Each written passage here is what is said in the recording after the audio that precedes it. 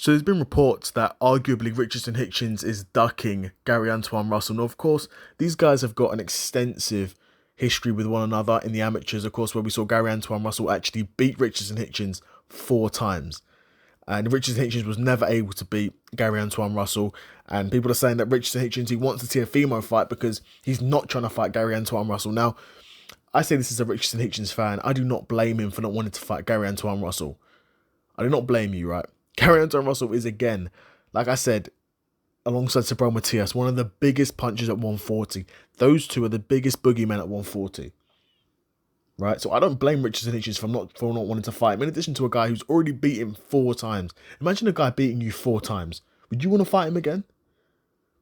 Especially when he's regarded as one of the biggest punchers in the division as well. Not just a guy who's going to outbox you. And I don't think... I mean... Could he outbox him? Probably. But when you're getting beaten like that against a guy who can punch that hard, I don't blame you for not wanting to fight him the 5th time. Now, again, both guys' styles has changed quite a lot since, the 2016 Olympics. Antuanne Russell's definitely got even more power now. And Richard Hitchins probably overall is a better boxer now than he was then. But I don't blame him. Of course, Teofimo Lopez, not necessarily a fight he would win, but again, not a dangerous fight. It's not like Teofimo Lopez is out here stopping guys dead. No, he's a puncher. Teofimo can definitely punch, we all know that, but he's more of a counter puncher. If Richard Hitchins was to fight the likes of Teofimo Lopez or Shakur Stevenson, overall that's going to be quite a boring fight. They're big money fights because they're both world champions, and if he was to fight Shakur, of course they're both undefeated. If he was to fight Teofimo, of course Teofimo's world champion at 140 and Ring Magazine world champion, or Ring Magazine champion at 140, so big fights there. Gary Antuanne Russell, I don't believe currently has a world title at 140.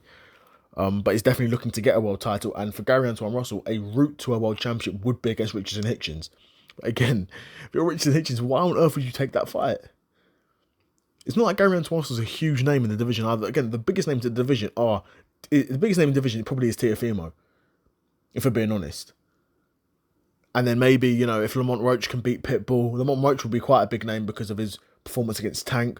If Shakur beats Teofimo, sticks around at 140, then he's a big name at 140. But there's not a ton of names at 140. Richardson Hitchins should be looking to pave his own way and become one of those big names at 140. And, sort of fill that gap and, become that guy. But rematching Gary Antuanne Russell probably isn't the route to go down, in my opinion. So I don't blame him, but he probably is ducking Gary Antuanne Russell, and for good reason too. I think the safer option is Teofimo Lopez. Not necessarily the more winnable, though. I mean, it's probably more winnable than Gary Antuanne Russell, granted. But not necessarily a fight I think he wins either. But yeah, let me know what you guys think of Richardson Hitchins potentially ducking Gary Antuanne Russell and Richardson Hitchins wanting to fight Teofimo Lopez instead. Let me know what you guys think of both those fights. And who do you think wins? Let me know in the comments below. Another episode of the Seth Solo Side Quest in the bag, and I'm out. Peace.